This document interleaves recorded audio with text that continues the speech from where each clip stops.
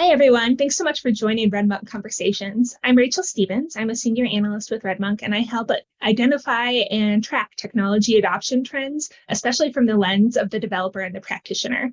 And joining me today is Jeff Williams from Contrast Security, who I think is intimately aware with all of those things. He has a rich history in the industry. So, Jeff, would you like to introduce yourself a little bit? Because I think you're going to do a better job than I do. Yeah, sure. Hi, Rachel. My name is Jeff Williams. I'm the CTO and co-founder of a company called Contrast Security. All we do is application security work. So we help secure your custom code, we help secure your libraries and open source that you're using, and we help secure your applications in production against attacks. So we really cover the whole life cycle. And I've been doing application security for over 20 years now. I started one of the world's first application security consulting companies and did a lot of work for major companies on their AppSec programs, sort of a lot of Wall Street financials, companies that you would know very well, and did a lot of hacking, a lot of penetration testing, code review, found thousands of vulnerabilities. And I also helped start an organization called OWASP, the Open Web Application Security Project, that some of your listeners may have run into. It's a great organization, everything free and open, tools for open source, for application security, a bunch of great resources. And I was the global chair there for the first 10 years. And I wrote something called the OWASP Top 10, which got really widely adopted, fortunately, and has been a great resource for folks. Excellent. And I think anyone who's watched any of the other RedMonk conversations has probably come across the OWASP Top 10 at some point. It's definitely something that comes up frequently for us. Yeah, sorry about that, everybody. It's the world we live in. It's good. And I appreciate you making the time to chat with me, because it is clear that you are a busy guy who has lots of things to do and lots of things you're thinking about. So thank you so much for being here. Nothing I love talking about more than this, honestly. It's going to be great. So today, what we're here to talk about really is the shifts that we've seen in the landscape in and around application security. And I think those have been shifting a lot in recent years, and Contrast has had to shift along with them. And so we've kind of seen this new sales motion coming out of Contrast, your product-led growth and developer-focused motions. And so we want to talk about those. But I think before we can talk about those specific things, it's probably good to kind of do that level set landscape conversation first, where we kind of talk about what's going on in DevSecOps. I think DevSecOps is not a universally embraced term amongst developers in particular, I would say, but I think it's definitely a term that has legs, and it's a cultural shift. And so I'd love to just hear your perspective from someone who's been on the front lines of this, of what have you been seeing in the market, and how did Contrast kind of have to adapt around that? And I realize that's a lot of questions, so maybe we can take it in chunks.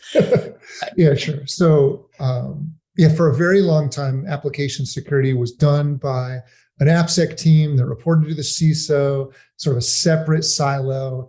And really, they didn't connect with the development teams very much. They would, scan the code and send a PDF report over to the developers and say, fix this. Or they do some pen test and they'd get a report. And guess what? They'd send it over to the developers. Hey, go fix this. But it didn't really ever work very well. It wasn't efficient. There's very long feedback loops.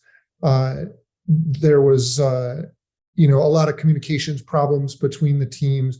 And ultimately, I don't think it really, it wasn't DevOps-y at all, or DevSecOps-y.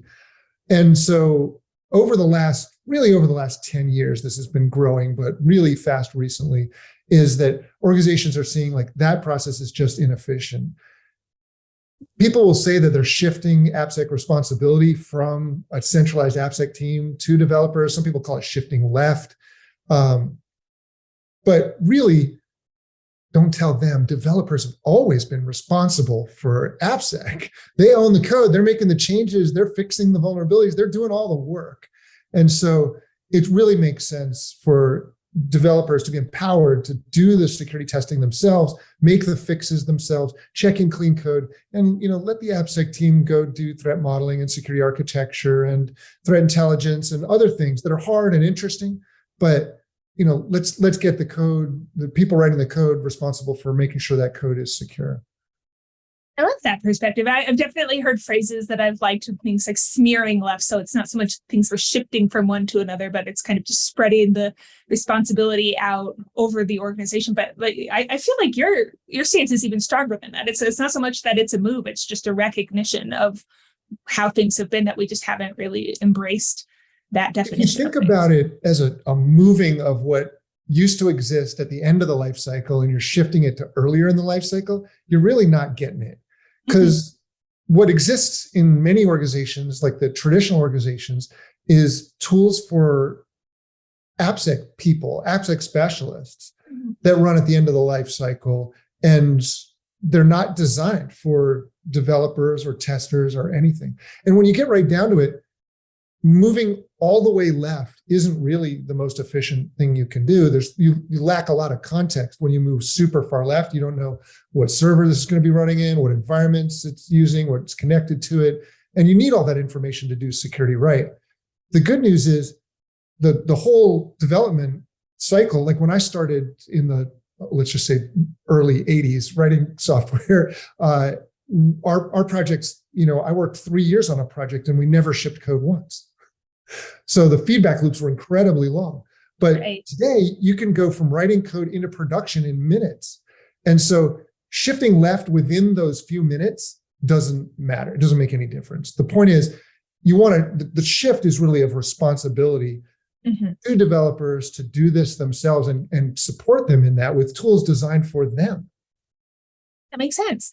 So as you're thinking about this trend where you're asking developers to own more of the security, what did you realize needed to change about how you were approaching the market? And was there a cultural shift within Contrast that had to go along with this?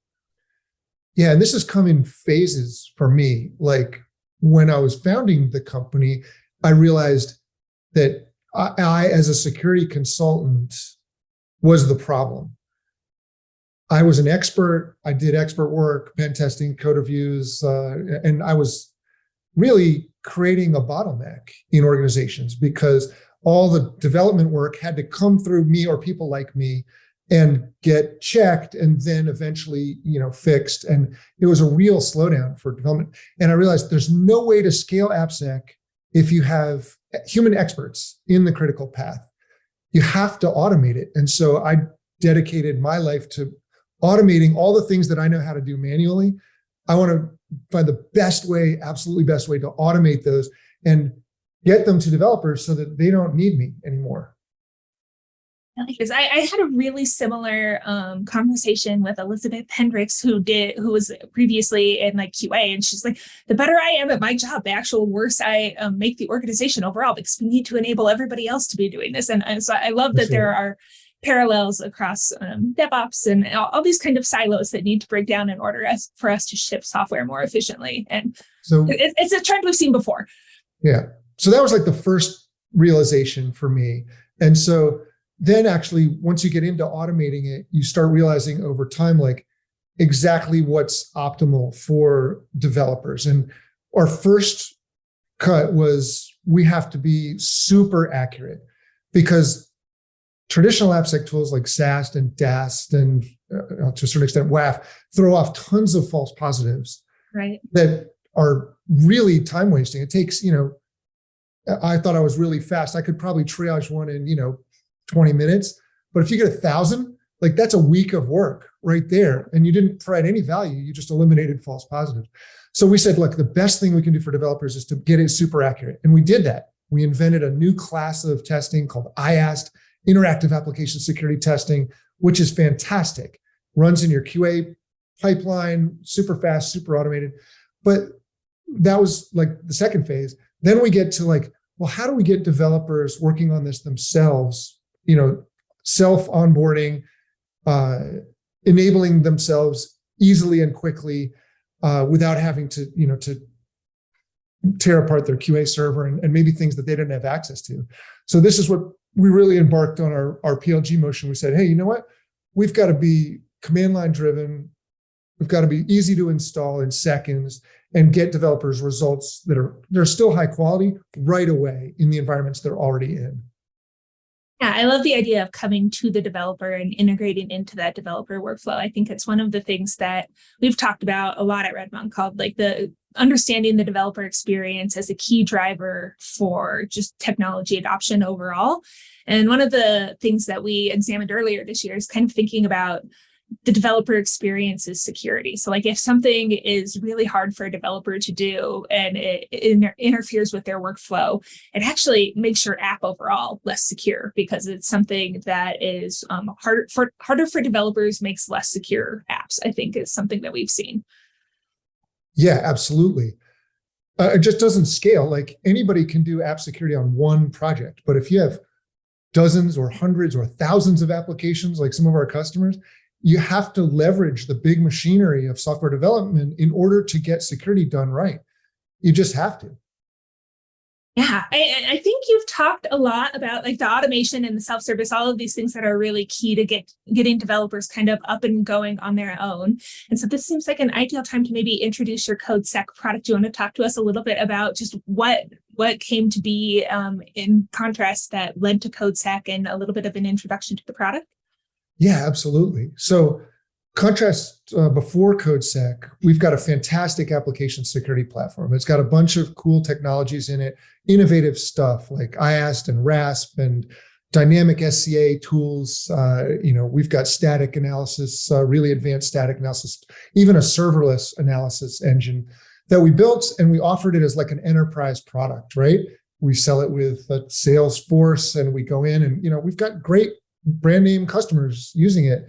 But we really want to bring this to everybody and enable everybody to use this kind of technology. And so we thought, hey, you know what? We really need to go where the developers are. We got to make it easy for them to install and try and use on their own.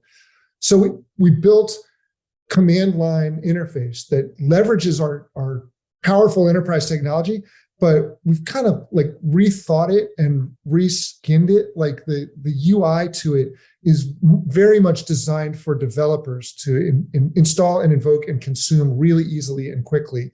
I think the difference you'll see is it's just the quality of the results is so much better.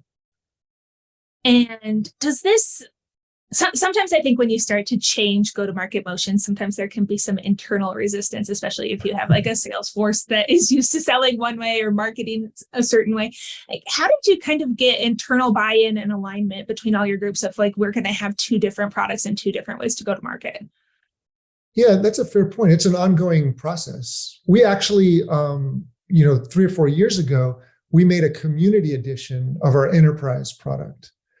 Which is cool. It was free. It's super powerful, but it wasn't really designed for developers. It was still kind of designed for an enterprise AppSec person. And so it really didn't get much uptake in the developer community. So we had that experience and we built on that. We said, okay, that didn't work. We still want to reach developers where they live. So we rethought it. We've had a number of ideas, but the one that really crystallized it for everybody was said, hey, there's a real gap in the market for security scanning tools that are both free and good. There's a bunch of tools out there that are free, not very good. And there's some tools out there that are good, but they're very expensive. And we said, you know what, let's try to democratize this. Let's create some tools that use our technology and are really both good and free and get developers using this. And we want to get everyone on the planet using this level. And of course, there's, team versions and enterprise versions of our product that you can move to if you really like what you see here. But we want to get everybody to at least have some level of really good, high quality AppSec. Yeah, I certainly ambitious. I like it. I wonder, so you mentioned that the community edition was 4 or 5 years ago, I think you said. What was the timeline for actually like making this product make its way into the world? Yeah, it's a good question because it doesn't all happen at once. Right. And a lot of it was like improvements to the enterprise products also helped us build the command line PLG kind of product. But I would say over a year, like to from design to getting it into market and getting adoption started. And we're sort of 3 or 4 months into our exponential growth. I feel like Jesse Pinkman, exponential growth, yo. So we're on the journey, and it's interesting. It's kind of different than the enterprise motion, just from a product development point of view, because you get feedback all the time. And that was one of the smart things that we did is we built in a lot of telemetry so that we can see how people are using it and identify where they get stuck and fix it. I think that's awesome. And when you're talking about tighter feedback loops for your customers within what they're shipping, and you also get to experience those same feedback loops. So awesome. Yeah, that's right. Yeah. So do you want to demo anything about I'd love to show you. All right. It's fun. So I'm going to share my desktop here. And you can see I've got my command line here. We're going to install this. I'm just going to scroll up here. I've got simple npm install. Anybody can grab this. It's just, npm install at contrast. And now you're set. You've got contrast installed. You can run the tool here. And you can see there's some platforms and environments that we support today. Mm-hmm. So, if you're using Java, .NET, .NET Core, you can get started with contrast right away. It analyzes your code, your APIs, your serverless functions, and your libraries. And we're continually expanding this. So we want to bring some of our other technologies into the fold as well. So the first thing you do after you download Contrast, and feel free to interrupt me if I say something that's not completely obvious here. So first thing you do is Contrast auth. So what this will do is authenticate you so that we can attach to your repos and do things like that. Really, all we get out of this is your email address.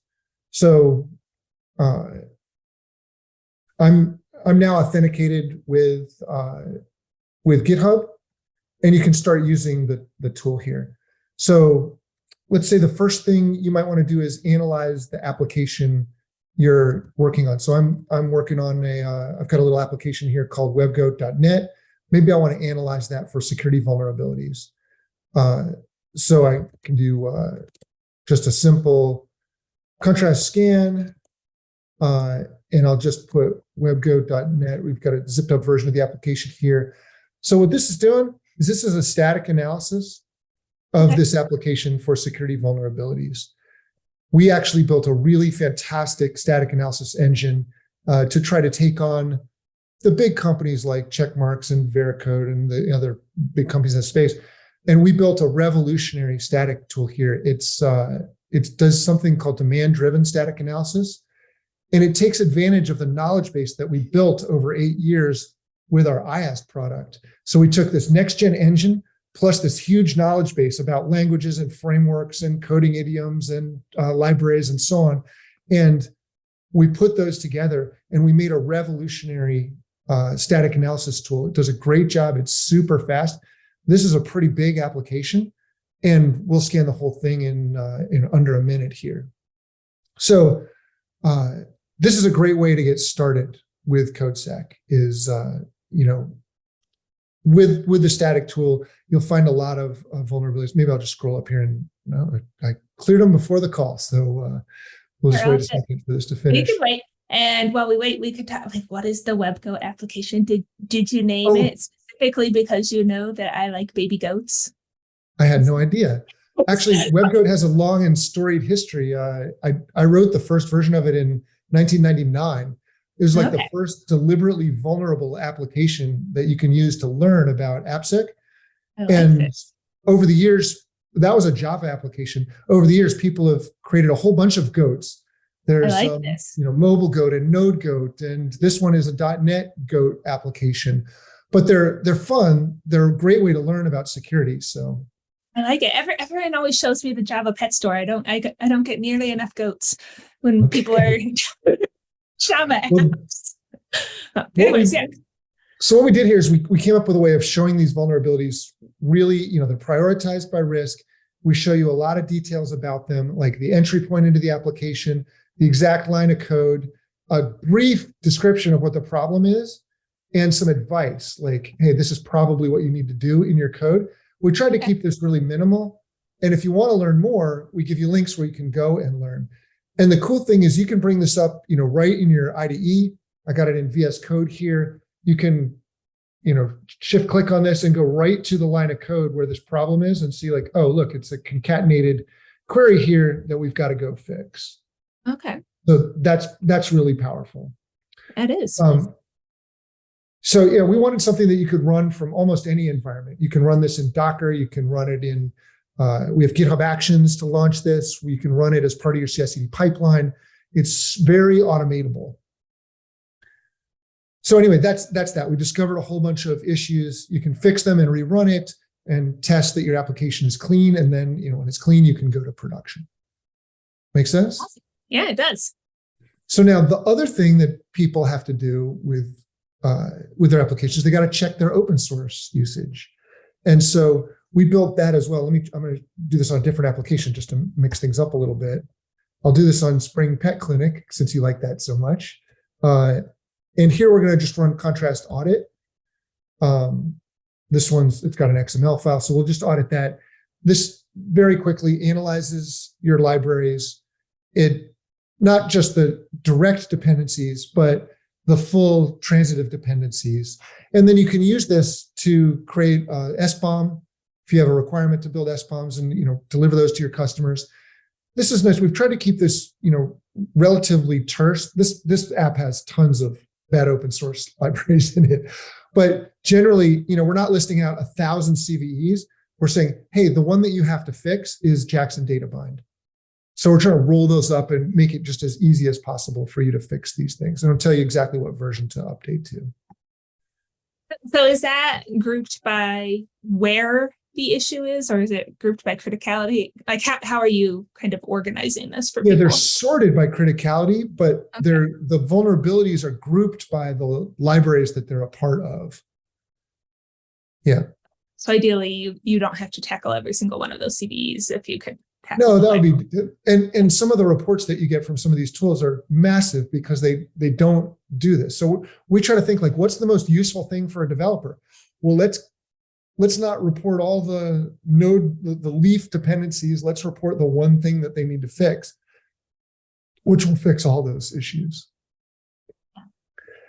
And so then the last thing I really want to show you is our serverless capability here. This is cool. This connects with your AWS command. So it's all set to go.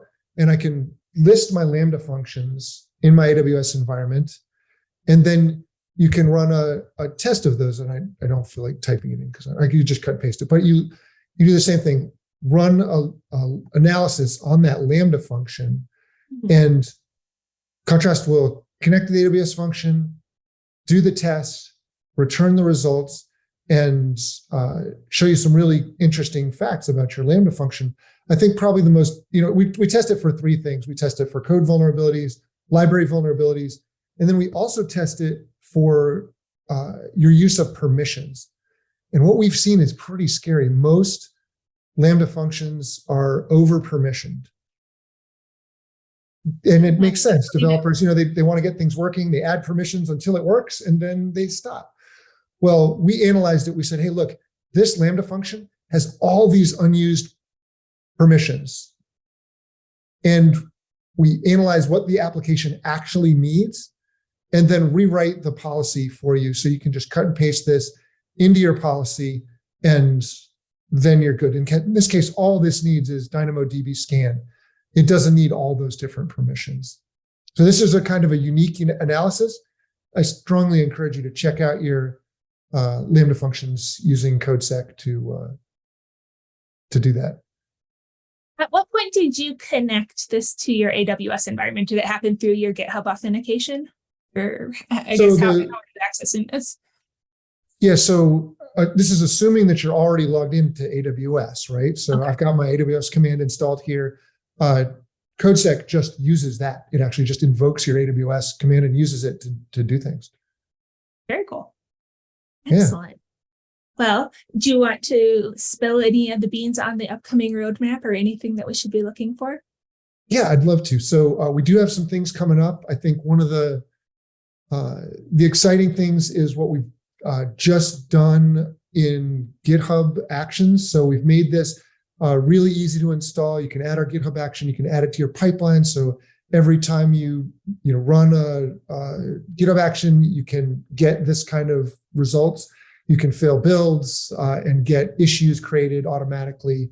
Later this year, we're going to unify the scan and audit command so that instead of having to run two separate things on your application, you can just run one. And we'll prioritize those issues so that you don't have two lists of things in priority order. You have one list of prioritized items.